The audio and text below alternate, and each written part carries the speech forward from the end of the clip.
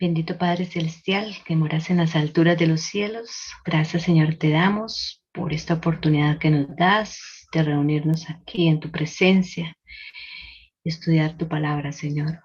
Danos entendimiento, quítanos la pereza, danos alegría de escuchar tu palabra, de aprender cada día más y más.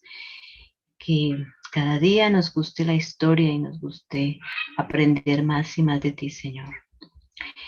Bendito Padre, te pedimos por cada familia aquí representada, Señor, que nos des esa espiritualidad y nos des esas ganas de estar más cerca de ti cada día, de anhelar ese día en que estemos allá en la Canaán celestial, que estemos en esa nueva tierra, Señor, que tú estás o que tú tienes para cada uno de nosotros, para cada hijo que te sigue, Señor.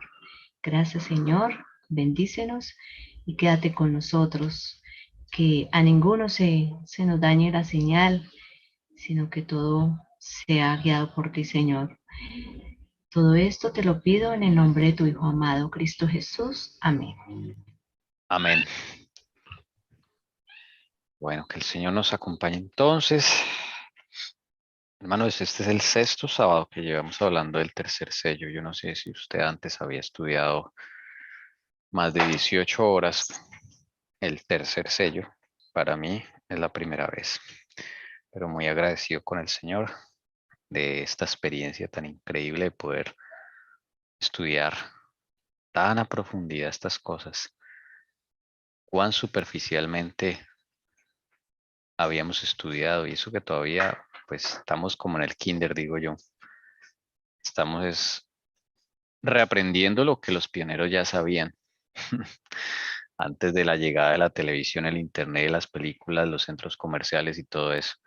Entonces, como que el Señor nos está dando esa oportunidad de nivelarnos con lo que Él dio de luz a los pioneros adventistas. Increíble. Bueno, vamos a continuar entonces con el conflicto de los siglos. Vamos a leer las páginas restantes que nos quedan del tercer sello de, bueno, lo que habla la hermana White de acerca de esa época del tercer sello. Entonces, vamos a continuar aquí en la página que quedamos, 56. El espíritu de concesión al paganismo fomentó aún más el desprecio de la autoridad del cielo, obrando por medio de directores inconversos de la iglesia. Satanás atentó también contra el cuarto mandamiento, no, espérate un momentico, Satanás atentó también contra el cuarto mandamiento y trató de echar a un lado el antiguo sábado, el día que Dios había bendecido y santificado, Génesis 2, 2, 3, para colocar en su lugar el día festivo observado por los paganos como el venerable día del sol. Este intento no se hizo al principio abiertamente. En los primeros siglos, el verdadero día de reposo, el sábado, había sido guardado por todos los cristianos, los cuales, siendo celosos de la honra de Dios y creyendo que su ley es inmutable, respetaban escrupulosamente la santidad de sus preceptos. Pero Satanás procedió con gran sutileza por medio de sus agentes para llegar al fin que se propusiera, para llamar la atención de las gentes hacia el domingo. Fue declarado día de fiesta en honor de la resurrección de Cristo. Se celebraban servicios religiosos en ese día, no obstante, se lo consideraba como día de recreo y seguía guardándose piadosamente el sábado. Bien. Otro cambio importante en el tercer sello que hemos repasado ya es el cambio del sábado al domingo, que no fue de un momento a otro. Fue un proceso gradual, como lo dice allí, obrando por medio de directores inconversos de la iglesia. Esto es un daño, ¿no? Allí Satanás aprovechó y atentó contra el cuarto mandamiento y empezó a ensalzar el domingo. Al principio se guardaba el sábado y el domingo, pero después el domingo cobró como más importancia. Ese fue como la estrategia del enemigo, ¿no? Porque acá dice que no se hizo abiertamente al principio, mire, ¿se ven? Es un procedimiento que se hace de a pocos. Dice acá que desde siempre se guardó el Shabbat, ¿no? Dice que en los primeros siglos el verdadero día de reposo había sido guardado por todos los cristianos. Todos. Dice acá, pero Satanás procedió con gran sutileza, acá está, sutilmente, por medio de sus agentes para llegar a ese fin.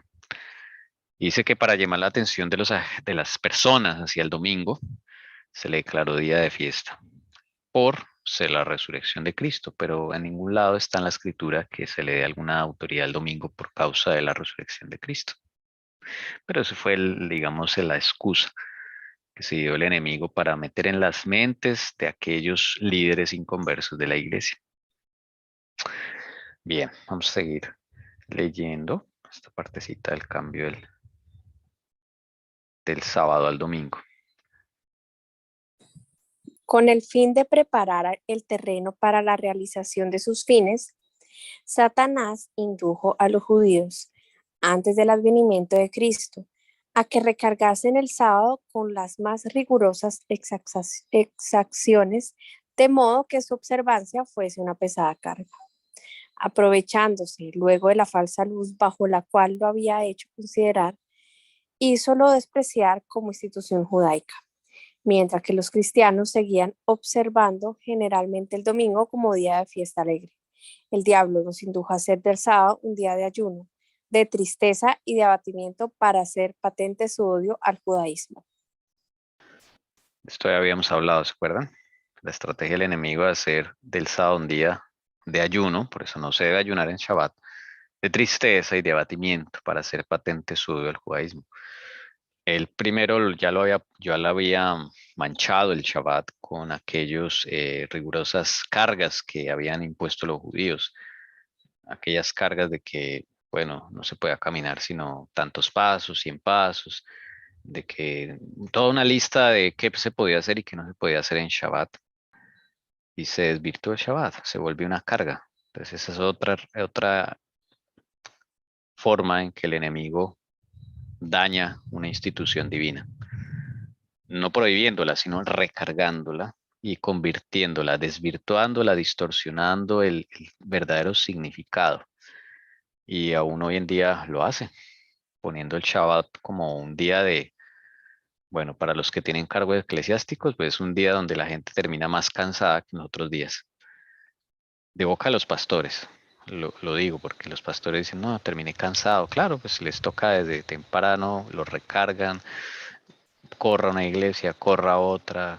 Sí, que el programa, que la ordenación, que la presentación de niños, que no sé qué. Bueno, todo eso ha sido inventado para recargar el Shabbat.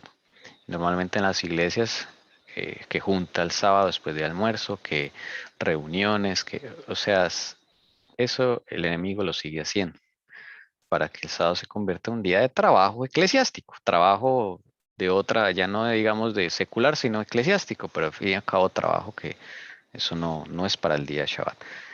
Entonces, eso le sigue funcionando hoy en día. O el sábado, todo se hace el sábado, ¿no? Todas las reuniones, todos los encuentros, que las clases de los niños, que todo esto, bueno, no estoy en contra de eso, sino que es un cartapacho de formalidades y de formas y de cosas que a la final uno se va a ver y el alimento espiritual es escaso, es muy poco. Entonces la gente queda desnutrida, la gente queda con hambre de la palabra y llega a su casa pensando que por haber estado en la iglesia todo el día en esas cosas, guardó el Shabbat, pero el alma sigue vacía. Ahí está el problema. ¿Ven?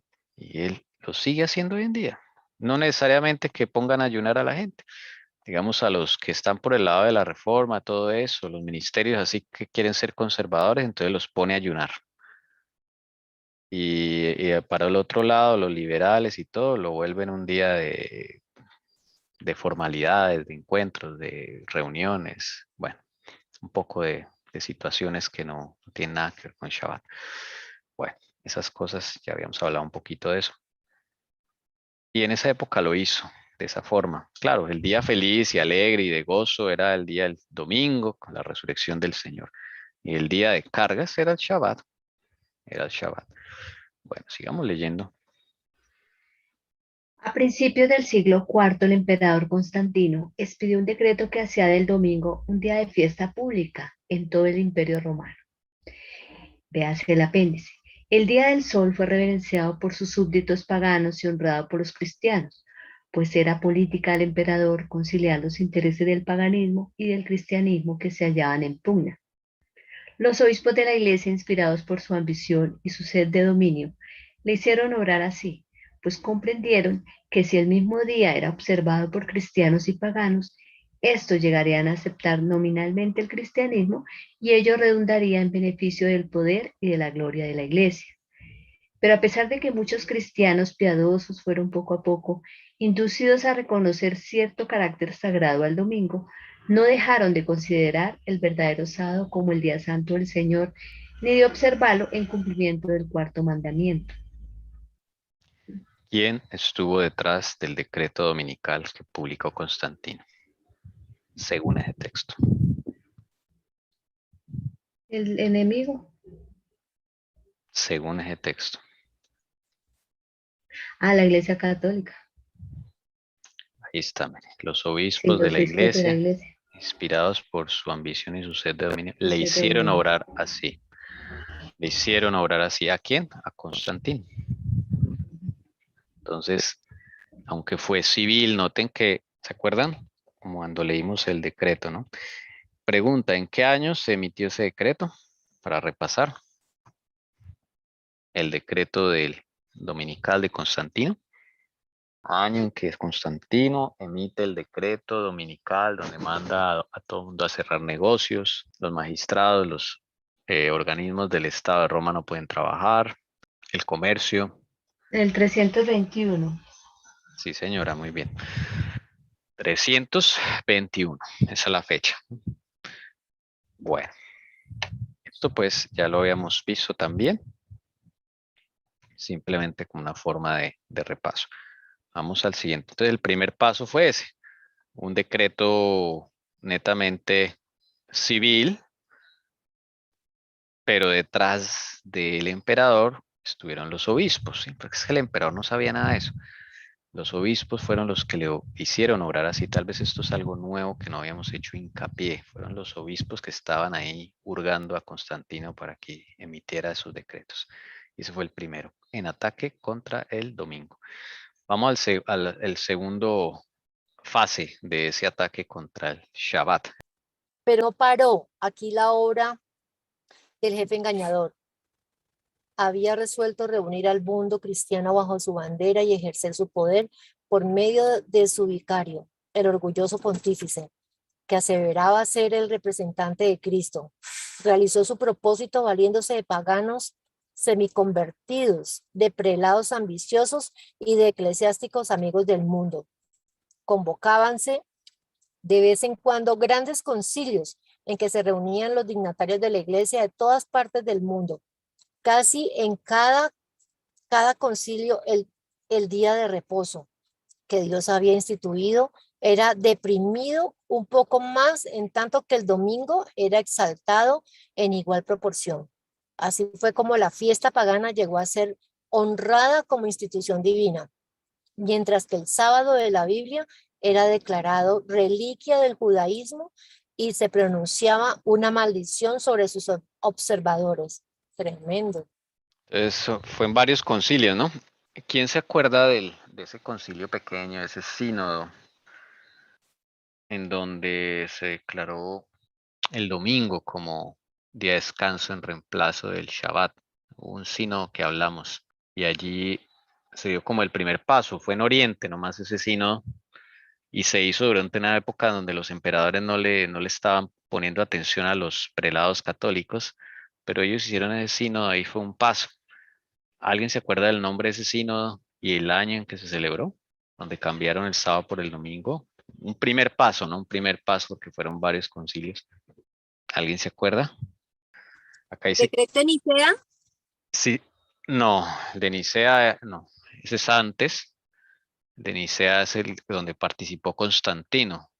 Aquí ya no participó Constantino. Otro concilio pequeño que se llama un sínodo. A ver si alguien se acuerda. Del sínodo, donde cambiaron el sábado por el domingo. Fue pequeñito, fue regional, pero fue un paso también que se dio para ello, para que lo ubiquen. Acá dice que convocábanse de vez en cuando grandes concilios, donde se reunían los dignatarios de la iglesia de todo el mundo. Y dice que casi que en cada concilio el día de reposo que Dios había instituido era deprimido un poco más, en tanto que el domingo era exaltado en igual proporción, ¿sí? A medida que se iba pisoteando el Shabbat, se iba realzando el domingo. Así, de esa forma se actuó para que, pues, al final el domingo quedara como el día falso de reposo. Claro, también se asociaba con el judaísmo. El guardar el Shabbat era el judaísmo y se cogió un desprecio único por todo lo que era judío, ¿no? Ese también fue otro grupo que fue perseguido y fue odiado y despreciado, que pues eso es injusto porque tampoco ellos tienen, pues el Señor ya los había, digámoslo así, había terminado su tiempo como nación, pero eso no quería decir que ellos no tuvieran acceso a la salvación o a su libertad de conciencia, ¿no? Pues contra ellos también fue un ataque. ¿No fue el sínodo de la Odisea? Ese sínodo de la Odisea, ¿qué año? 363 o 64. 24, sí. 60. Ese fue, sínodo de la Odisea. Ahí fue donde se dio el otro paso y ese ya fue un concilio eclesiástico, porque en ese momento no había emperador así como un Constantino, para que él pudiera meter ahí sus cosas. Entonces, bueno, eso fue lo que sucedió. El gran apóstata había logrado ensalzarse a sí mismo, sobre todo lo que se llama Dios o que es objeto de culto, según Tesalonicenses 2:4. Se había atrevido a alterar el único precepto de la ley divina, que señala de un modo infalible a toda la humanidad al Dios viviente y verdadero. En el cuarto mandamiento, Dios es dado a conocer como el creador de los cielos y de la tierra, y distinto, por lo tanto, de todos los dioses falsos. Como monumento conmemorativo de la obra de la creación, fue santificado el día séptimo como día de descanso para el hombre. Estaba destinado a recordar siempre a los hombres que el Dios viviente es fuente de toda existencia y objeto de reverencia y adoración. Satanás se esfuerza por disuadir a los hombres de que se sometan a Dios y obedezcan a su ley, y por lo tanto dirige sus golpes especialmente contra el mandamiento que presenta a Dios como al Creador. El enemigo sabía que solo llegar al corazón de los mandamientos de la ley de Dios era suficiente para borrar de la mente de los hombres a un Dios creador, ¿sí notan? Él eligió, de todos los 10, eligió el corazón de la ley, que es el Shabbat. Dice el Espíritu Profecía que si los hombres nunca hubieran olvidado ese mandamiento, no habrían ateos hoy en día. Así lo dice el Espíritu Profecía. Claro, porque ese mandamiento nos lleva a Dios como creador.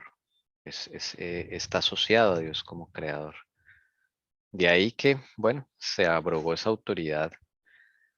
Él la usurpó, puso su falso día. Los protestantes alegan ahora que la resurrección de Cristo en el domingo convirtió a dicho día en el día del Señor, pero las Santas Escrituras en nada confirma este modo de ver. Ni Cristo ni sus apóstoles confirieron semejante honor a ese día. La observancia del domingo como institución cristiana tuvo su origen en aquel misterio de iniquidad. Versículo 7, que ya había iniciado su obra en los días de San Pablo. ¿Dónde y cuándo adoptó el Señor a este hijo del papado? ¿Qué razón válida puede darse en favor de un cambio que las Santas Escrituras no sancionan? ¿Qué es lo que dicen los protestantes hoy en día? ¿Por qué ellos guardan el domingo? Las preguntas que hacemos es del texto que se leyó, no estamos preguntando cosas que no están en el texto. ¿Qué hay en la mente de los protestantes de hoy en día para decir que hacen culto los domingos y no los sábados? Ellos pues están de acuerdo con lo de la resurrección. El día de la resurrección, exacto. Que porque Sí, es Cristo, la misma. Cristo resucitó ese día, entonces están celebrando. Mm, Claro. Es lo mismo que el catolicismo contesta hoy en día. ¿Y eso se puede probar con la Biblia? O sí, sea, porque en hay, ningún lado dice. Hay exacto, observancia de ese punto, sí. no está en las escrituras ninguna razón de eso, ¿no? Y aquí llegamos ya al siglo VI, ya este es la gran conclusión del tercer sello. En el siglo VI del papado concluyó por afirmarse. El asiento de su Perdón, poder hermana, otra quedó vez. definitivamente fijado en la ciudad. Es que se le cortó un ¿Aló? poquito. Sí, es que se le cortó un poquito. Si gusta volver a leerlo, por favor. Sí. Gracias. En el siglo VI, el papado concluyó por afirmarse. El asiento de su poder quedó definitivamente fijado en la ciudad imperial, cuyo obispo fue proclamado cabeza de toda la iglesia. El paganismo había dejado el lugar al papado.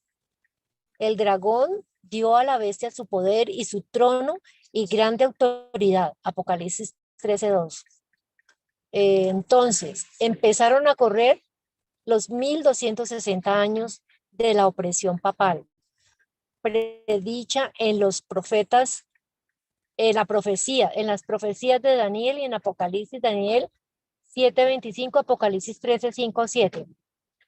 Los cristianos se vieron obligados a optar entre sacrificar su integridad y aceptar el culto y las ceremonias papales o pasar la vida encerrados en los calabozos o morir en tormento, en la hoguera o bajo la hacha del verdugo. Entonces se cumplieron las palabras de Jesús: seréis entregados aún de vuestros padres y hermanos y parientes y amigos, y matarán a algunos de vosotros, y seréis aborrecidos de todos los por causa de mi nombre. Lucas 21:16-17. La persecución se desencadenó sobre los fieles con furia jamás conocida hasta entonces, y el mundo vino a ser un vasto campo de batalla. Por centenares de años, la Iglesia de Cristo no halló más refugio que en la reclusión y en la oscuridad. Así lo dice el profeta. Y la mujer huyó al desierto donde tiene lugar aparejado de Dios para que allí la mantengan 1260 días. Apocalipsis 12:6. Ok. Bueno, ¿en qué año comienza entonces el poder papal? ¿En qué año se le dio el poder definitivo, político, religioso, militar? ¿Cuándo comienzan esos 538 es. Eso sí, señora, muy bien. Ahí empiezan los 1260 años. Tanto el Señor nos hace hincapié. Hasta allí, la hermana Juay habla de los aspectos del tercer sello. A partir del siguiente párrafo, comienza a hablar de aspectos del cuarto sello. ¿Ok? Que lo iremos a ver, desde luego con la ayuda del Señor. Bien. Entonces esto era para la forma también de un repaso rápido y de recoger algunas cosas que se nos quedaron. Conflicto de los siglos. La hermana Juay allí hace un tejido de esta historia de cómo se configuró el papado. Y bueno, ella sigue ahí en el tercer capítulo, por eso hablábamos de que hay cosas del tercero y cosas del cuarto. Hasta ahí ella habla del tercero. Vamos a seguir, pero conforme avancemos en el cuarto, vamos a seguir tocando acá el conflicto de los siglos. Bueno, vamos a hablar de un aspecto muy importante que no hablamos del tercer sello. Teníamos un grupito aquí de una lista de eventos históricos, ¿se acuerdan? Aquí está. Bueno, vimos todas estas cosas de Constantino y ya vimos Constantinopla, ¿se acuerdan? Lo vimos esta mañana. Esa ciudad fue dedicada a la Virgen María, en honor a la Virgen María. Y ya desde ahí se tenía como una especie de devoción. Todavía no la adoraban totalmente como hoy ahora, pero tenían devoción y cada vez que construían algo, lo hacían en honor a algún apóstol, en algún santo, en algún mártir. Así lo hicieron siempre. Y la ciudad de Constantinopla la fundaron en honor a la Virgen María. Lo hizo Constantino. Eso lo hizo 7 años antes de su muerte. Bueno, eso ya lo vimos esta mañana. Y hemos colocado también otros 2 eventos para mencionarlos.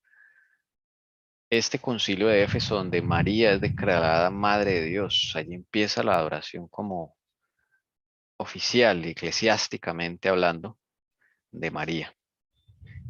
Y este evento que ya vimos esta mañana, que es cuando el emperador Valentiniano III declara al obispo de Roma supremo entre los obispos, que es la primera señal de supremacía, donde se le da la supremacía al obispo de Roma. Pero nos queda este concilio de Éfeso. Vamos simplemente a nombrarlo, a contarlo, este concilio de Éfeso. Es muy importante porque ahí se nombra a María como haciendo parte de la mediación entre los hombres y Cristo. Eso es bien interesante. Vamos a ver cómo surgió el suceso, ¿no? Como todo concilio, surge de una disputa doctrinal. De un bando dice una cosa, otro bando dice otra. Entonces ahí, en ese bando, pues, se considera hacer un concilio. Ese fue el modus operandi, podríamos decir, de todos los concilios. Los concilios siempre se hacían era por disputas, ¿ok? La disputa en esta ocasión es con estos 2 personajes, acá los vemos. Cirilo de Alejandría a la izquierda y Nestorio a la derecha. Bueno, a Nestorio lo pintan un poco afeminado, pero eso ya es,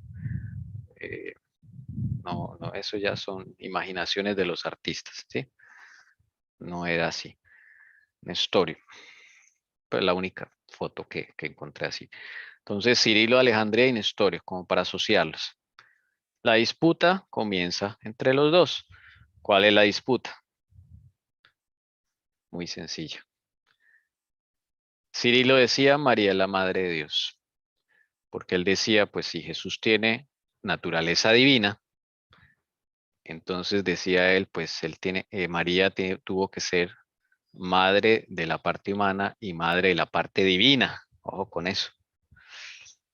En cambio, este Nestorio decía, eso no es correcto decir que la madre de Dios. Fue la madre de Jesús, nomás.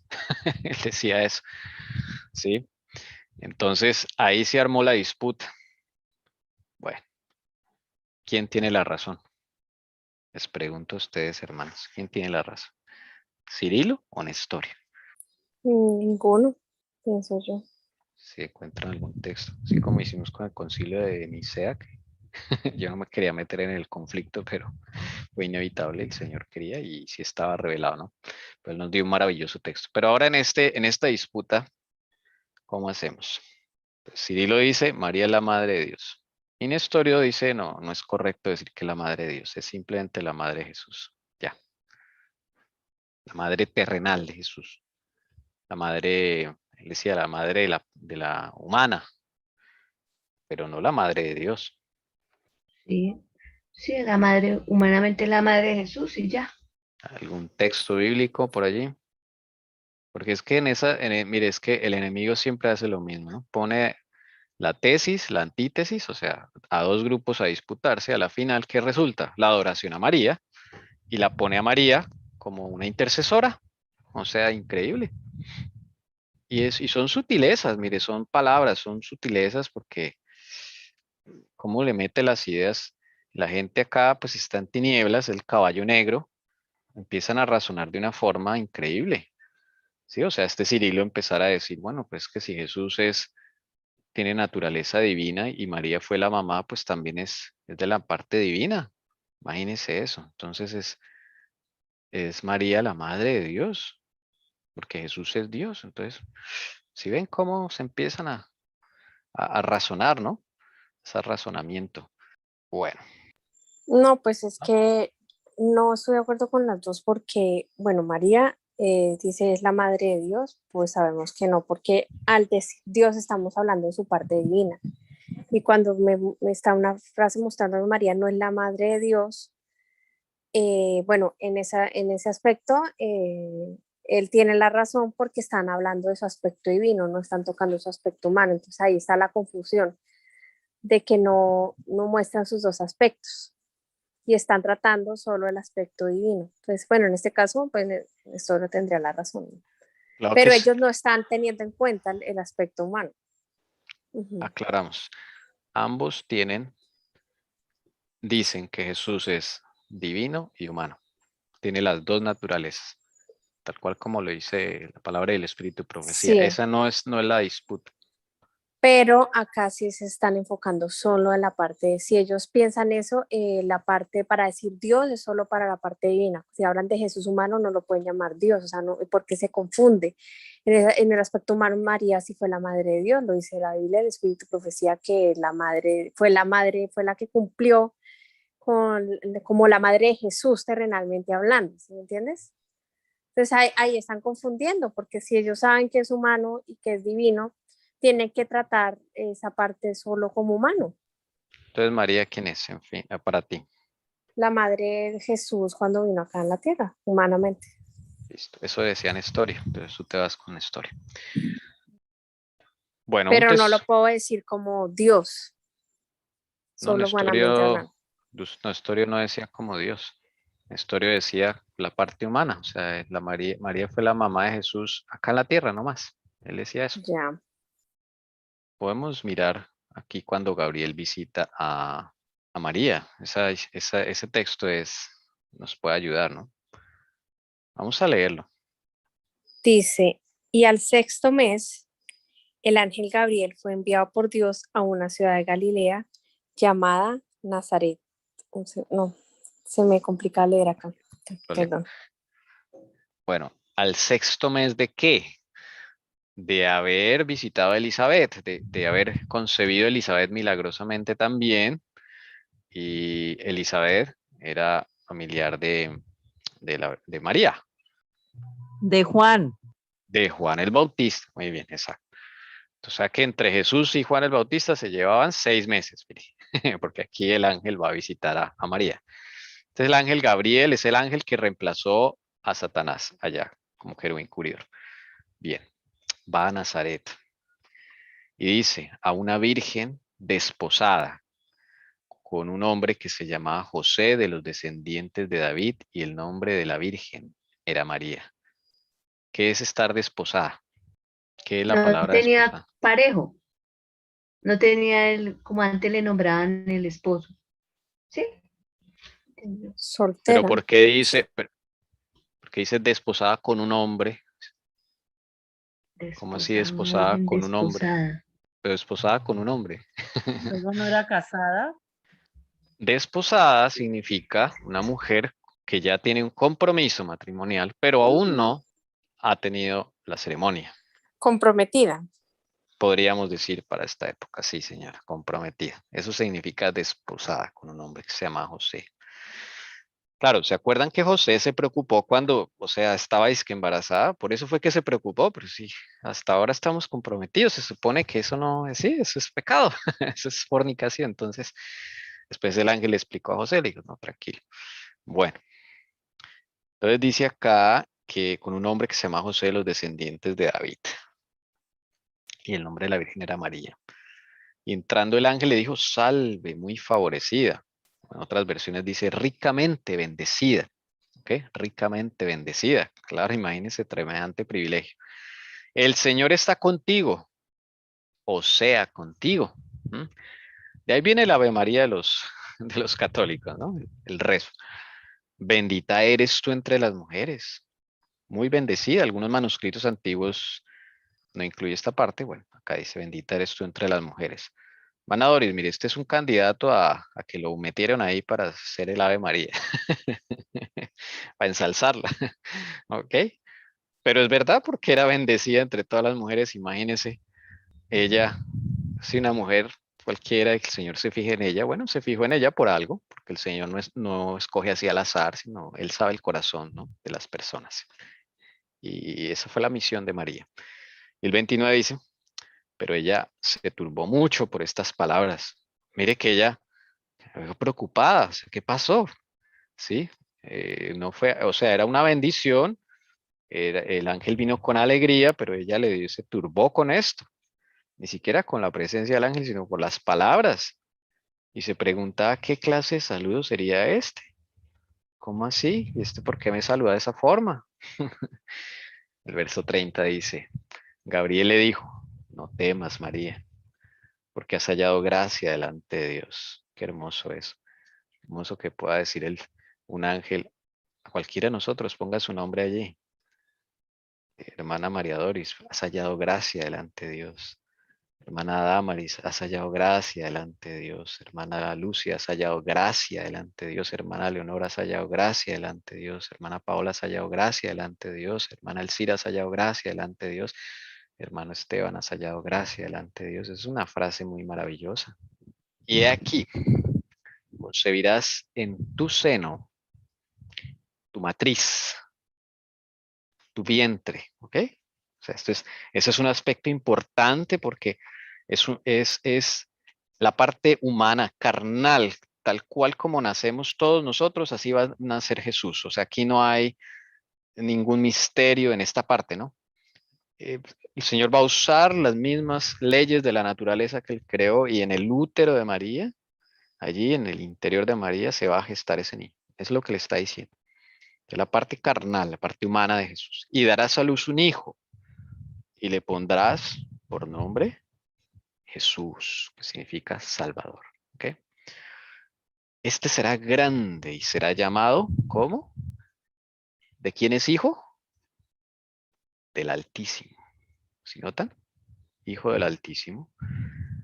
Del Padre. El Altísimo es el Padre. Y el Señor Dios le dará el trono de su padre David.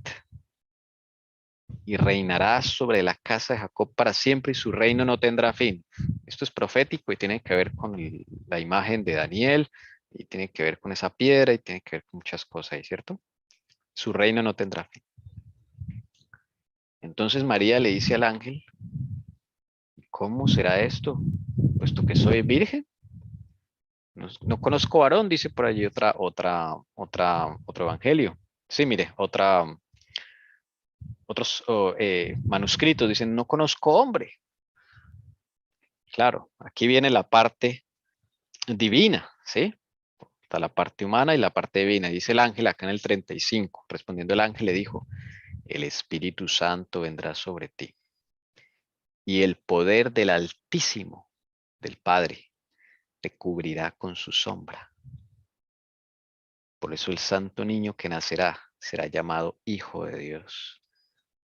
O sea, el papá de Jesús es el Padre eterno, ¿sí? Es la parte divina. Y todo por medio del Espíritu Santo, que es la que va a quedar en María con ese niño. Y por eso se llama Hijo de Dios, porque este literalmente es un Hijo de Dios, ¿sí? Entonces aquí vemos las dos naturalezas, la humana y la divina. Eso lo tenían muy bien ellos dos y todos los de esa época hasta ahora lo tenían claro, ¿sí? El asunto fue que Cirilo dijo, pero si el Padre es el Padre eterno, Dios es el Padre de Jesús y María va a ser la madre y Jesús tiene naturaleza divina, entonces María es la madre de Dios. Así empezaron a razonar. Bueno, no fue solo Cirilo, sino eso fue gradual entre varios obispos, ¿no? No fue que Cirilo se inventó eso, ¿no? Sino que es una forma para describir que ese bando de Cirilo empezó a razonar de esa forma desde muchos años antes. Empezaron a darle ese título a María y a cantarle himnos a María, de ahí viene cánticos a María. Entonces se levanta Nestorio y dijo, no, eso no es correcto. Eso no es correcto porque María es solamente la mamá terrenal de Jesús. ¿Ya? Ahí se arma la grande, hermanos. Se arma la grande con Cirilo y todos los ortodoxos porque Cirilo declara a Nestorio hereje. Bueno, ahí empieza la disputa entre los dos. Cirilo obliga a Nestorio y le dice, si no te arrepientes y declaras que María es la madre de Dios, entonces es declarado hereje y te excomulgo. Cirilo era de Alejandría y Nestorio era de Constantinopla. Entonces Nestorio dijo, no, pues es lo que yo creo, eso no es verdad, no es la madre de Dios. No, entonces se armó la grande como siempre. Y adivinen, ¿en dónde se resuelve todo? Concilio.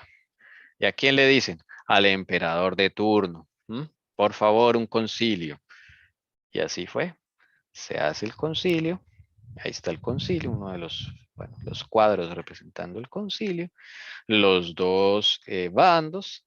Y el objeto de discusión principal, se hicieron más discusiones, pero el principal de este concilio fue por María y el lugar de María en el mundo católico.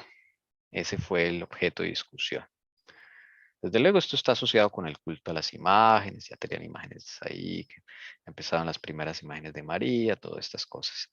Al principio los cultos, los cuadros religiosos eran como una especie de algo pedagógico para la gente que no sabía leer. Y de esa forma como que pues, veía o entendía un poco más las historias de la Biblia. Y así empezaron los cuadros. Sutilmente el enemigo empezó a meter esos cuadros, pero ya después se volvieron un objeto de culto, de adoración. Eso fue lo que pasó. Y adivinen cuál bando ganó. El de Cirilo o el de Nestorio. Pues gana el de Cirilo. Gana el incorrecto.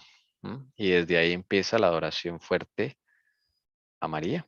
Ahí de ahí empieza la adoración fuerte a María y la gran disputa. A los seguidores de Nestorio se les llamaron nestorianos. ¿Ok? Cuando escuchen la palabra los nestorianos, pues eran ellos los que no creían en María como madre de Dios, ni le rinden el culto que le rendían los ortodoxos. Conclusión del concilio. Bueno, el concilio se hizo en la ciudad de Éfeso. La ciudad de Éfeso pues fue conocida siempre por la adoración a una deidad madre. Curioso eso. Dos deidades madres. La principal era Diana. Diana de Éfeso, la diosa madre, así la nombraban. Entonces, los de Éfeso, para aceptar este título de María, pues era muy, muy normal tener una madre de Dios, pues es prácticamente lo mismo que ellos adoraban antes como Diana, una deidad madre. Entonces, no había ninguna diferencia. Entonces, María como objeto de adoración viene a reemplazar a Diana, la diosa Diana. Y de hecho hay fotos, las fotos de Diana son muy similares a las fotos de María Católica. A ver si yo encuentro acá unas fotos. Porque la hicieron similar y todas las deidades femeninas pues básicamente son lo mismo, ¿no? Artemisa. Por aquí creo que está Artemisa. Bueno, hay unas fotos un poco más reveladoras. Esta es Diana de Artemisa. Esta es la original que estaba en Éfeso. Aquí está a la izquierda. Andaba con un ciervo. Habían otras figuras un poco más elaboradas de Diana, donde se parece más a la Virgen María. Pero básicamente lo que se hizo fue un reemplazo de deidad. Desde luego los paganos, pues para ellos no fue difícil aceptar esto. Pero sí fue un choque, digamos, para los del otro bando, del bando católico, pues que eran un poquito más, bueno, más aterrizados, como este tipo Nestorio, ¿sí? Ellos decían, no, pues no hay que elevar al nivel de Dios a María, porque entonces esa fue la gran disputa. Al final expulsaron a Nestorio. Lo expulsaron, entonces para afuera, fuera del imperio, y Nestorio y todos los seguidores, o no seguidores, sino el grupo que creía eso, fueron a parar ahí al imperio Sasánida, al imperio de los persas. Y sí, llegaron allá. Y bueno, ese fue el final de la historia de ellos dos. Y ahora estos dos, perdón, y ahora estos dos hombres desesperados, Nestorio y Cirilo, se convirtieron en los respectivos defensores de los dos bandos de una controversia que afectaba a la fe de la Iglesia Católica en cuanto a si María era la Madre de Dios o no. En la larga contienda y en las finas distinciones pasadas sobre si el Hijo de Dios es de la misma sustancia o solo de sustancia semejante con el Padre, Cristo, se había alejado por completo de la comprensión del pueblo. Y debido al carácter desesperado y a la cruel disposición de los hombres que llevaban la controversia como representante de Cristo, los miembros de la iglesia le tenían miedo a Jesús. Y ahora, en lugar de que Jesús se presentara como mediador entre los hombres y Dios, se le alejó tanto y se le revistió de un aspecto tan prohibitivo que se hizo necesario tener un mediador entre los hombres y Cristo. Y en ese lugar fue puesta la Virgen María. Este texto es impresionante Sí, porque, y acá es una otra evidencia más de ese caballo negro, cómo lo oscureció en el Evangelio. Que el Evangelio es Cristo. Y dice acá algo muy tremendo. Cristo se había alejado por completo de la comprensión del pueblo. Qué triste eso. Por completo de la comprensión del pueblo. La gente no conocía al verdadero Cristo. No lo comprendían, no lo conocían. Era una reliquia en la iglesia. ¿Sí notan? Debido al carácter desesperado y a la cruel disposición de los hombres que llevaban la controversia como representantes de Cristo, los miembros de la iglesia le tenían miedo a Jesús. Pregunto, ¿no es lo mismo que Satanás hace hoy día?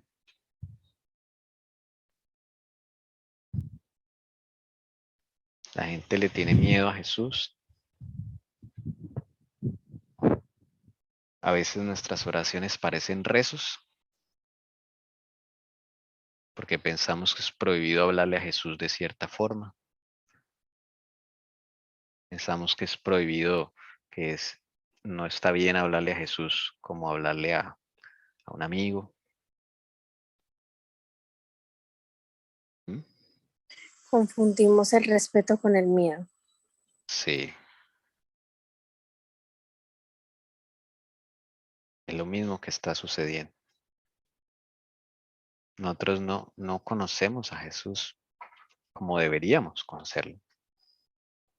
Entonces, es el problema que en cuanto el ser humano le tenga miedo a Jesús y lo tenga como alguien autoritario, alguien al que hay que tenerle miedo, alguien que hay que dejarlo solo en la iglesia, pues va perdiendo el Señor Jesús el lugar de mediador entre el hombre y Dios.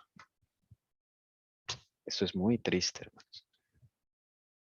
Esta última frase que dice el hermano Jones aquí es desgarradora para mí, porque ese lugar que Jesús le corresponde, de ser el cercano a mí, al que yo más le tenga confianza, la persona a la cual yo le tenga, pueda ser lo más honesto,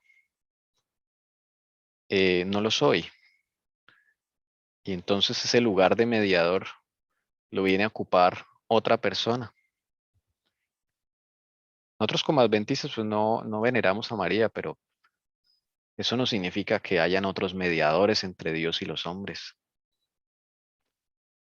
Puede ser un pastor, puede ser el esposo de una mujer, se puede convertir en mediador, porque la esposa en lugar de ir a consultarle a Jesús, va a consultarle a su esposo. Las cosas espirituales, las cosas que tiene que consultarle a Jesús primero. El hijo no ha aprendido a depender de Jesús, entonces busca al profesor, busca a la figura de autoridad, a su papá o su mamá, si le tienen confianza, si es que le tienen confianza. Todos los seres humanos estamos como con algo en nuestro corazón de que necesitamos un mediador para que ese vacío lo llene Cristo. Pero Satanás sabe muy bien eso. Cuando ese mediador, él lo desfigura, no lo entendemos, pues otras personas vienen a ocupar ese puesto. Y eso fue lo que hizo el enemigo en esa ocasión. Puso a la Virgen María. Y hoy día, la Virgen María para los católicos, yo digo los católicos fieles, por decir algo así, porque pues hay católicos que de nombre nomás. Los católicos que en verdad son católicos, pues su mediadora es la Virgen María. La patrona de la ciudad y las dedican a las vírgenes hoy en día, así como Constantinopla fue dedicada a la Virgen, hoy día también que la Virgen de Chiquinquirá, la Virgen de Guadalupe, bueno, cada ciudad tiene su Virgen. Pero el trasfondo de eso es la usurpación del lugar que le corresponde a Cristo como mediador entre los hombres y Dios. No sé si alguien tenga algún pensamiento, algún aporte, alguna duda, alguna pregunta. Se le alejó tanto, mire, y se le revistió de un aspecto tan prohibitivo, increíble, que al no tener ese mediador, pues el enemigo puede colocar cualquier otra persona o cosa en lugar de Cristo. Hermanos, hermanas, tenemos que conocer a Jesús. Esa es mi conclusión. Mucho más. Mucho más. Por no conocerlo es que tal vez estamos como estamos, hermanos. Él no es alguien para tenerle miedo. Miedo cuando estoy en rebeldía, en desobediencia, pero cuando yo quiero encontrar a Jesús, no debo tenerle miedo, tengo que ir con confianza. Al que a mí viene no le echo fuera, dice Jesús. Es hermoso eso. Entonces, tenemos que aprender a hablarle de una forma más suelta. Así como yo le hablo a la persona humana que más le tengo confianza. Porque de lo contrario va a caer en el rezo. Repito las mismas palabras al Señor. No tengo nada que contarle. O sea, eso no es una relación con Jesús. Eso es como tener ritos religiosos, pero eso no significa que no tenga una relación con Cristo. De que tú le preguntes, lo lleves a mercar, charles con Él, convivas con Él, lo lleves al trabajo, mientras esperas un turno en una fila, no sé, mientras vas conduciendo. Hermanos, ¿ustedes creen que Jesús es como un hombre de esos que uno conoce y ya después uno se cansa y se aburre con Él?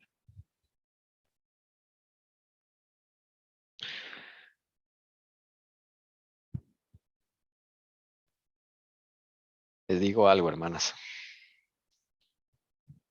Cuando uno empieza a conocer realmente a Cristo, uno quiere más.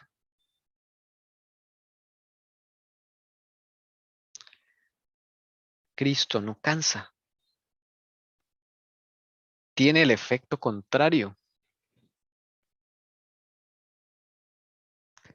El efecto contrario es que uno quiere conocer más de Él, quiere estar más con Él. Porque llena la vida tanto, hermanos, que uno ya no concibe la vida sin Él.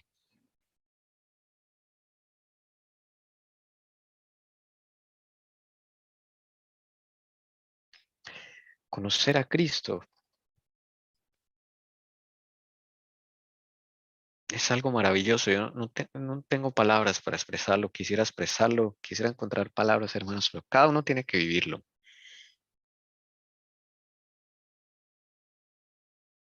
Y ese día no vas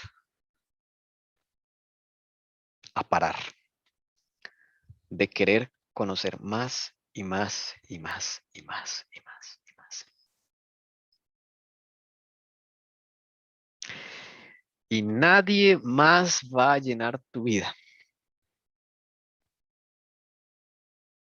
Todos los demás pasarán a un segundo plano.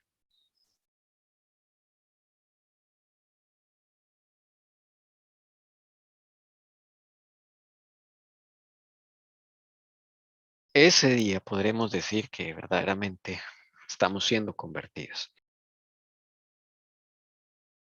Esto que pasó en Éfeso, en ese concilio, hermanos, esa estrategia le sigue funcionando al enemigo. La gente no conoce a Cristo. No sabemos quién es Él, cómo es Él realmente. Tenemos una noción fabricada, artificial, lo que los demás nos han contado. Pero esos que nos contaron, la mayoría no son convertidos, no tienen una experiencia con Cristo. Entonces yo debo ir a buscarlo a solas en la intimidad. Con mi Bibliecita, con toda honestidad y hablarle a Él normal. Normal, hermanos. Eso es lo que yo puedo decir. Háblele normal. Como si estuviera a su lado. Haga el ejercicio. Empiece a involucrarlo más y cada vez más usted se va a dar cuenta que después no puedes parar, no puedes detenerte porque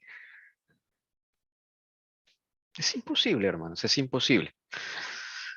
Bueno, ese era el concilio de Éfeso donde se le quitó el lugar a mi Señor Jesús de la vida de los hombres y pusieron ni siquiera es María, porque María está en la tumba descansando, hermanos. Esta es una deidad, es un demonio realmente que está detrás de María. La gente no lo sabe, pero es un demonio, no es otra cosa. Es un anticristo, es alguien que se pone en lugar de Cristo, es Satanás mismo. Ay, Señor. Bueno, hermanos, hasta aquí el tercer sello. Yo no sé si alguien tenga alguna duda, alguna pregunta, algo que no ha quedado claro. Desde luego el tercer sello ha sido muy amplio.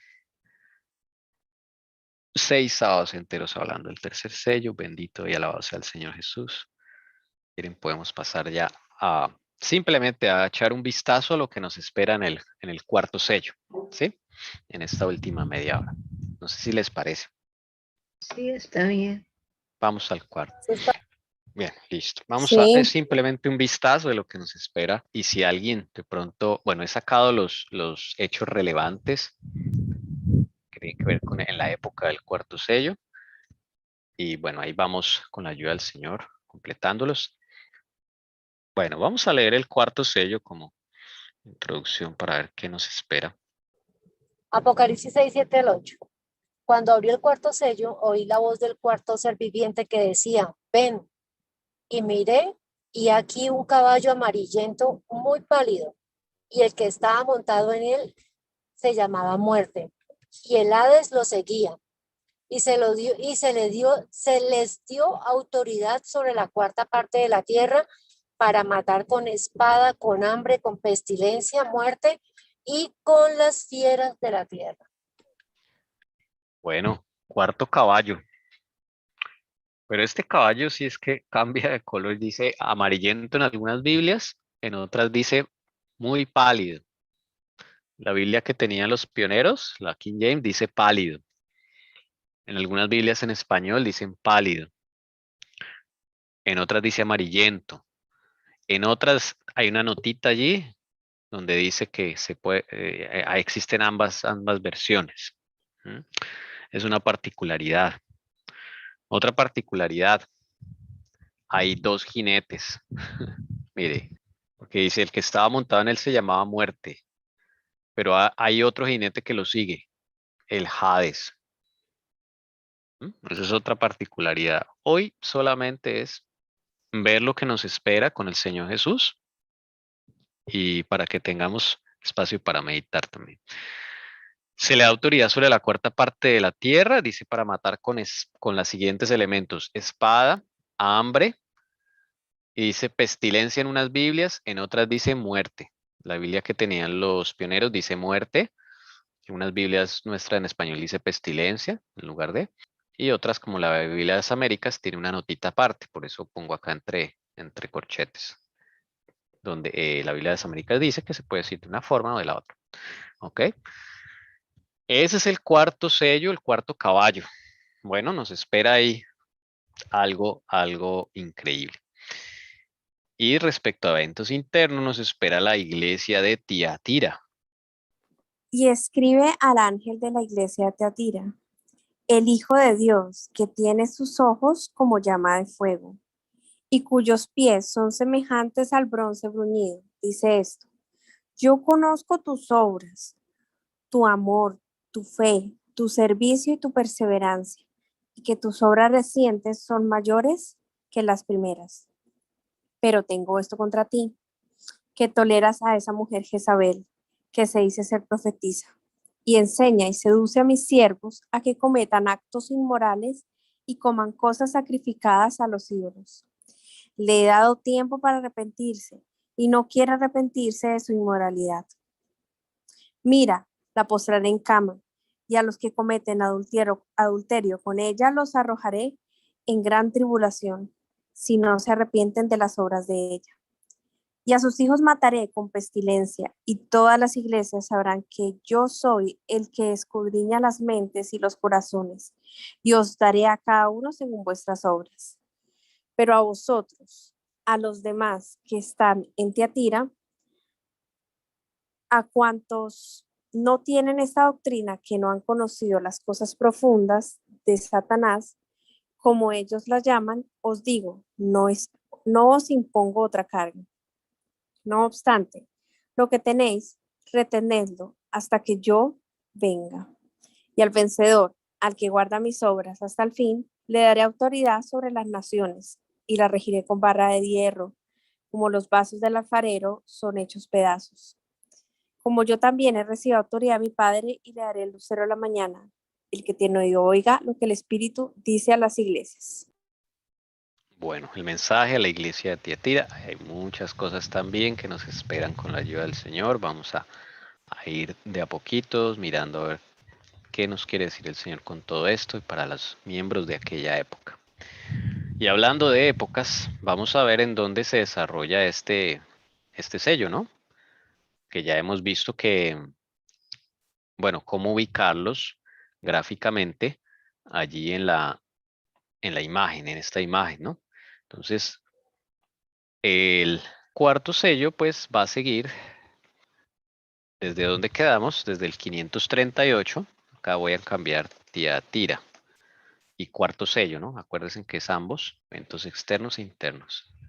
Entonces, el cuarto sello va del 538, allí donde el Papa empieza, le dan el poder político, poder civil, y ya tiene los tres poderes para iniciar su reinado, y va hasta una fecha que no es fija. Ustedes dirán, bueno, ¿y cómo así que no es fija?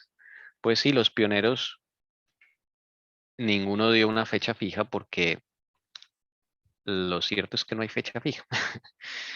Más o menos una época. Más o menos una época.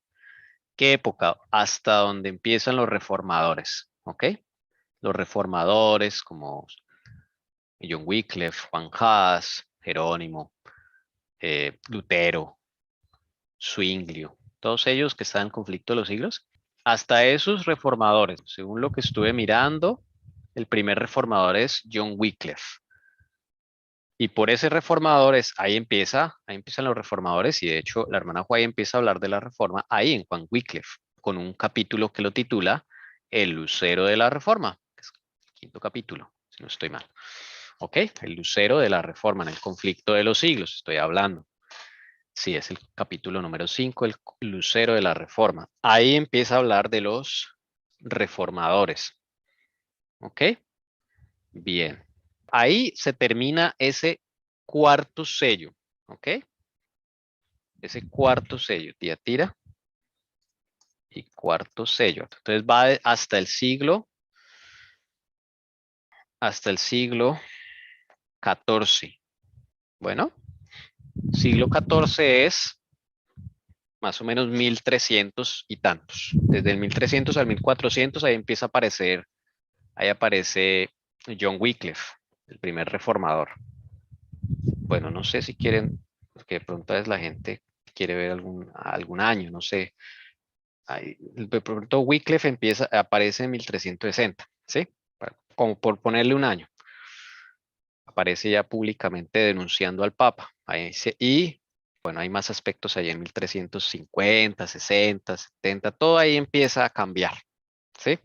Pero no hay una fecha definida. Entonces le voy a poner un moñito que usan, es un simbolito que se usa en matemáticas, que quiere decir aproximadamente. Ese moñito quiere decir aproximadamente. También lo usan en la literatura. ¿Listo? Aproximadamente. Entonces no es una fecha exacta, exacta, exacta. Bueno, pero para darnos una idea aproximada. Eso es bastante tiempo, ¿sí? Eso es bastante tiempo porque imagínense, aquí saco mi calculadora, 1360 menos 538, 822 años de historia, hermanos, hágame el favor, lo que nos espera, 822 años de historia. Bueno, entonces, en esos 822 años de historia, desde luego suceden demasiadas cosas porque, bueno, está gobernando ya el Papa tiene su imperio, sus poderes, su ejército, todo empieza a gobernar. ¿Qué sucesos hay allí? Para que vayamos tomando nota y empezar a estudiar por allí. Vamos a verlo despacio, así como hicimos con el tercer sello, a un ritmo equilibrado que el Señor nos vaya dando. Y los siguientes eventos históricos fue los que, bueno, este servidor sacó en compañía del Señor Jesús. Traté de escudriñar así los más importantes, pues para no detenernos en otras cosas, o me basé en el conflicto de los siglos, porque yo le pregunté al Señor, bueno, Señor, y ahora en 822 años de historia, eso es un montón de años, si con el tercer sello nos demoramos 6 sábados, entonces yo hacía la cuenta, ¿no? Con el cuarto, pues esos son como 10 sábados. Bueno, entonces el Señor me llevó al conflicto de los siglos y como que me aterrizó allí y me dijo, lo que se nombre en el conflicto de los siglos, eso vamos a tocar. Listo. Porque eso es lo que es de relevancia para la iglesia. Y así sacamos un listado con el Señor. Bien. ¿El listado cuál es? Entonces vamos a ver. Todos estos puntos están en el conflicto de los siglos. Así sea en un párrafo o en una mención, pero están. Entonces, los siguientes, acá están. Vamos a enunciarlos apenas para que tengamos una idea de lo que nos espera. Bueno, año 563, Columba inicia la evangelización de los pictos, norte de Escocia. La señora Guayabra de Columba y sus asociados, este es algo muy importante porque va a afectar a lo que hoy es Reino Unido. Ahí va a afectar mucho y a Europa.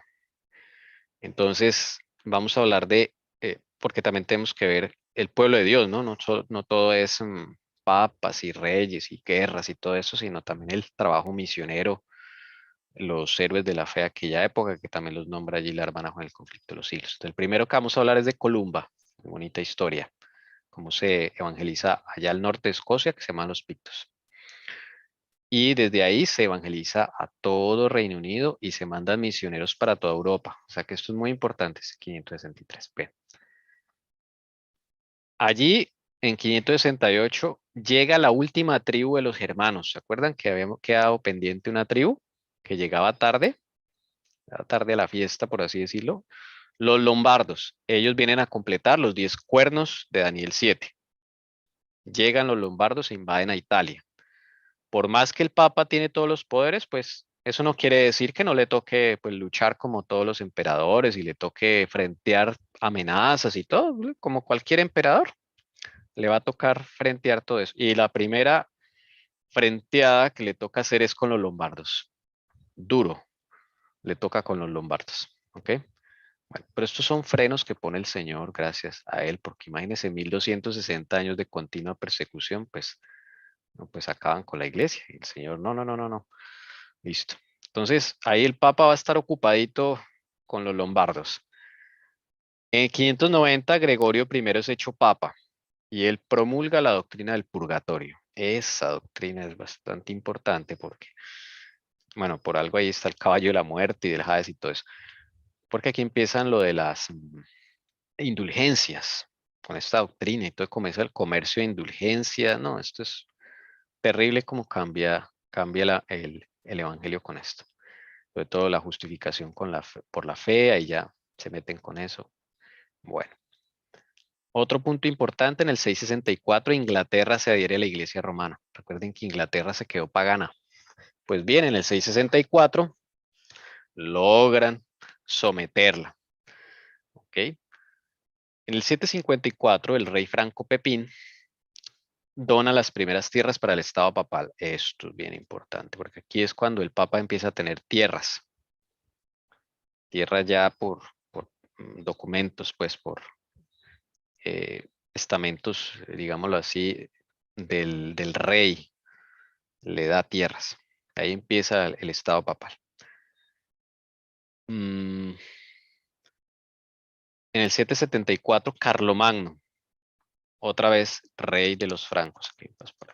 Pueden que los francos van a ser el ejército del Papa, van a ser los protectores del Papa. Y él es el que vence a los lombardos. Pues mire todo lo que le toma el 568 al 774. Esos lombardos son bien duros de quitárselos de encima. Vamos a ver si Dios quiere el segundo concilio de Nicea en el 792. Este es el otro de Nicea, el segundo. El primero, el del tercer sello con Constantino. Este ya aquí ha pasado tiempo. Allí se decreta el culto a las imágenes, oficialmente. Empieza el culto a las imágenes en la Iglesia Católica.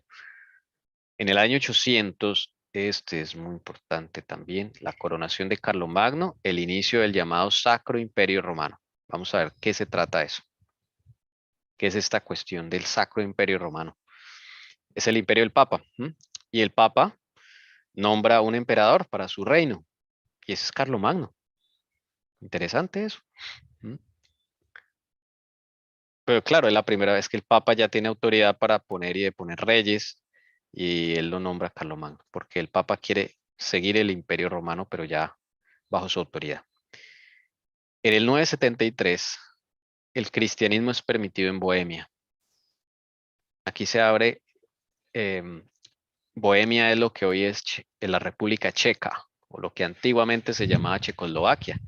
Eso es muy importante porque aquí en el futuro van a ser dos reformadores. También lo habla aquí la hermana Pike. Bohemia. En el 1054, en el 1054, la Iglesia Católica de Oriente se separa para siempre de la Iglesia de Occidente. Acá hay un cisma, una ruptura en la Iglesia Católica. Se separan para siempre Oriente de Occidente. Al sol de hoy, bueno, ahí vamos a conocer cuál es esa iglesia que quedó allá en Oriente, allá de Constantinopla, de Turquía y todo eso. ¿Qué iglesia, qué versión de iglesia católica? Porque no es la misma que la que tenemos acá en Occidente. En el 1059 los obispos de Milán se someten a Roma, pero los valdenses no se someten. Aquí entran en escena los valdenses. La hermana Juárez le dedica un capítulo completo a los valdenses y a los albigenses. Le dedica un capítulo completo, el cuarto capítulo del conflicto de los siglos. Entonces aquí vamos a ver cómo salen en escena los valdenses. En el año 1076, el emperador Enrique IV de Alemania se somete al Papa. Este emperador es el que la hermana María Doris le impresionó allá, como el Papa lo humilló y todo. Ese es Enrique IV, importante allí, de Alemania. Más que Alemania ya empieza como nación. En el 1095 inician las famosas cruzadas. Esto es otro capítulo bien sangriento que vamos a tener que ver allí. Que empieza oficialmente como tal la persecución papal, porque durante este tiempo el Papa había estado ocupado realmente con guerras y con disputas y toda esa cosa. Ya vamos a ver con qué otras cosas estaba ocupado. Pero ya aquí ya está como liberado todo eso y empiezan las cruzadas ya vamos a ver contra quién es primero. 9 cruzadas se hicieron a lo largo de la historia. En el año 1100, la confesión de fe de Waldo es de los valdenses. Es ese líder de los valdenses en esa época. Es importante porque ahí es cuando se desata la furia de Roma. Listo. En el 1118 se funda la Orden de los Templarios. Uy, esta historia es bien tremenda, hermanos. Los famosos templarios, que hay tantos misterios alrededor de los templarios. Bueno, el Señor Jesús nos va a explicar qué pasó allí. Año 1139, 1139, el segundo concilio de Toulouse, Francia. Ahí se excomulga a los albigenses, que es el otro grupo del cual habla la hermana White allí, el conflicto de los siglos. En las enciclopedias se conocen como los cátaros. A veces les dicen albigenses, pero también se conoce como los cátaros. En el 1184 se funda la Santa Inquisición. ¿Ok? La Orden de la Inquisición. Esto es una orden de la Inquisición, así la llaman. Bien, la famosa Orden de la Inquisición. En el 1291, la caída de Arce y es el fin de las cruzadas. Bueno, gracias a Dios, pero se acaban las cruzadas, pero inicia la Inquisición, o sea, la cosa sigue, la persecución sigue, ahora es más terrible. No se sabe qué es peor, si las cruzadas o la Inquisición. Después, empieza la campaña de exterminio de los albigenses. Hay una cosa muy, muy, muy triste y muy dura aquí esto. Vamos a tener que ver eso. En el 1215 se funda la Orden de los Franciscanos. Ocurre el cuarto concilio de Letrán. Y aquí, en ese concilio, está el dogma de la transubstanciación. O sea que la hostia es el cuerpo literal de Cristo y el vino que consagra el sacerdote es la sangre literal de Cristo. Eso es diabólico. Eso. Y se confirma la orden de la Inquisición, porque bueno, la orden de la Inquisición, como todas las órdenes, inician por detrás del papado, pero después las legalizan. En el 1218, en el 1218, se funda la orden de los dominicos. Estos dos son muy importantes porque van a ser los agentes del Papa, dominicos y franciscanos. Estos dos, y esos dos son los espías del Vaticano. La labor de espionaje es de ellos, franciscanos y dominicos. Y en el 1307, la caída de los templarios. ¿Qué pasó con los templarios? ¿Por qué los acabaron? ¿Será que los acabaron? Bueno, ya el Señor nos contará. En el 1332, el Papa Juan XVII ordena a los inquisidores que expulsen a los valdenses. Otro ataque contra los valdenses, y este es uno de los duros ataques que le dan a ellos. Una de las campañas contra ellos. Y en el 1352 el Papa Clemente VI envía inquisidores a los valdenses en los Alpes cotenses. Aquí es como que el Señor, porque eso es muy sangriento, muy terrible, hermanos, y el Señor como que, ¡pum!, le empieza a parar a Roma a partir de ahí, porque ahí se levanta John Wycliffe y la Iglesia de Inglaterra, no la Iglesia, el gobierno de Inglaterra se divorcia de Roma. Muy importante esto, ¿ok? Se divorcia de Roma, de la iglesia papal. Hermanos, eso fue lo que con el Señor escudriñamos y esos son los eventos más importantes que marcaron la historia de ese cuarto sello. Si me preguntaran, ¿qué leemos? Bueno, puede usted leerse la segunda mitad del capítulo 3 del conflicto de los siglos en adelante, capítulo 4, capítulo 5, de ahí para adelante, hasta llegar a Wycliffe. Bueno, el 4 realmente, porque el 5 ya es Wycliffe. Wycliffe ya hace parte del otro sello. Realmente es el cuarto, pero claro, la hermana White incluye un párrafo, en un párrafo hay toda una historia, ¿sí? Detrás. Desde luego, pues no es el objeto de ella ponerse a contar toda la historia, pero lo enuncia. Nosotros vamos a ver, pues, un poquito más en detalle según el Señor nos dé luz, vamos a ver más en detalle esa historia. ¿Listo? Básicamente entonces la mitad del capítulo 3 y el capítulo 4 habla del cuarto sello. Bueno. Hermano, yo sí casi nunca he podido entender bien lo de la sustanciación. Uno celebra la Cena del Señor, ¿cierto? Cada 3 meses. Y pues hay un pan que representa el cuerpo de Cristo y hay un jugo de uva que representa pues su sangre. ¿Qué es la diferencia ahí con lo de la sustanciación? Casi yo nunca, o sea, no le he puesto mucho acento, entonces ahora me llama la atención eso. Vamos a tener la oportunidad de estudiarlo en detalle, pero básicamente es que la transubstanciación ya no es una representación, ya no es la representación, como usted dice, hermano, como bien lo dice. El pan y el vino ya es literalmente el cuerpo y la sangre de Cristo. Ya no es una representación, sino que es el cura, el sacerdote, tiene el poder de convertir esa hostia en el cuerpo literal de Cristo. Literal, ahí está. Y la sangre de Cristo es ese vino, literal. ¿Sí? Entonces ya no es un símbolo, es que es literal cuando el sacerdote allá parte la hostia, está partiendo a Cristo. O sea, es una cosa súper satánica eso. Ya vamos a ver cómo es la cuestión ahí. Pero Gracias. básicamente es eso. Ya no es un símbolo, una representación, sino ya es literalmente el cuerpo y la sangre de Cristo. Bueno, ahí vamos a ver todo eso con la ayuda del Señor, estos dos hojitas de eventos. Entonces el otro sábado, si Dios quiere, iniciamos con Columba y los lombardos. Vamos avanzando ahí de a pocos hasta donde podamos ir y ahí vamos con la misma mecánica.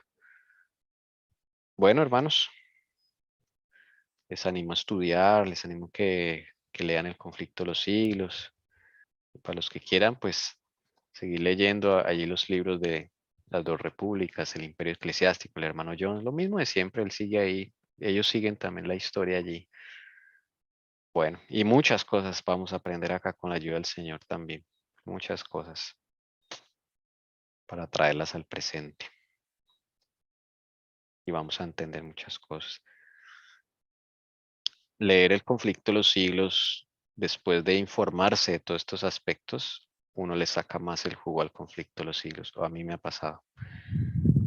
A mí me ha pasado. Entonces también esto va a ser de bendición para tener una mejor comprensión del conflicto de los siglos. Porque los hermanos de la época, la hermana Juá y todos los pioneros, ellos eso ya lo manejaban. Lo manejaban en el diario vivir, o sea, para ellos esto era sencillo. Por eso la hermana Juá no se detiene en todo esto, porque eso ya lo sabían. Hoy en día no tenemos ni idea. Sí, nos hablan, ¿no? Que Enrique IV, quién sabe quién será ese tipo, ni idea. ¿Me entienden, hermanos? ¿Cómo es la cuestión? Entonces, por eso no hemos podido tampoco como sacarle más el jugo, como diríamos en Colombia, al conflicto de los siglos, ¿sí? Entenderlo mucho más. Yo sé que muchos los hemos leído tal vez, pero les aseguro que después de este entrenamiento que el Señor Jesús nos está haciendo, vamos a sacarle más el beneficio al conflicto de los siglos. Vamos a orar. Arrodillamos. Quien pueda hacerlo, y si no, Dios entiende. Querido Padre, muchísimas gracias te damos, porque hoy ha sido un día realmente de completo descanso, reposo, aprendiendo más de ti, Señor. Para muchos, descubriendo otras cosas. Gracias porque a través de la historia, Señor, siempre tú has estado allí. Y debemos recordar todas estas etapas en el tiempo que nos ha correspondido estar. Recordar día tras día que también estás con nosotros, Señor, a pesar de las situaciones adversas, duras, que hayan dentro, fuera de tu iglesia, los eventos internos, en los eventos externos del día de hoy. Recuérdanos, Espíritu Santo, que no estamos solos. Que hay esa promesa linda en Mateo 20:28, o 28:20, perdón, donde tú dices, he aquí, yo estoy con vosotros todos los días hasta el fin del mundo. Promesas como esas, Señor, nos den ese valor para estar erguidos, como dice Isaías, erguidos esperando tu venida, pero cogidos de tu mano poderosa, porque sin ti, dijo Pedro, ¿a dónde vamos, Señor? ¿Qué haremos sin ti? Gracias por este maravilloso grupo. Síguelo bendiciendo, Padre, y ayúdanos a que se vaya toda pereza, para poder estudiar y así también poder entender más. Quiero depositar en tus manos de amor a una hermana en Cali que nos han pedido oración por ella. Ella se llama Cielo Lizcano. Tiene cáncer en un seno, Señor, hace rato viene luchando con esto, pero tú eres el médico de los médicos y oramos por ella. Por este joven William Tole Ávila. Él vive su sillita de ruedas, Señor, es un joven de 19 años. Pero hoy tuvimos el gusto de estudiar esa lección número 2 y verlo con un nuevo semblante, con gran alegría, gozo, recibió, participó. El ayuno, Señor. Gracias por los hermanos que por él oraron. Se oró también esta mañana y sabemos que tu Santo Espíritu tomará la mente, el corazón de este joven y de esta familia. Oh Señor, tómanos como enteramente tuyos. Toda esta semana te la depositamos en tus manos sagradas. Permítenos, oh Señor, que nuestro actuar, nuestro salir, nuestro entrar, los pensamientos, nuestros sentimientos, todo lo que hagamos sea dirigido por ti. Los pedidos, los ruegos y las súplicas de todos quedan depositados en tus manos de amor. Ayúdanos, Señor, a crecer espiritualmente todos los días, a santificarnos minuto a minuto y a estar preparados para cuando tú vengas en las nubes de los cielos. En el glorioso nombre de nuestro amado Señor Jesucristo, que vive y reina por los siglos de los siglos. Amén y amén. Amén.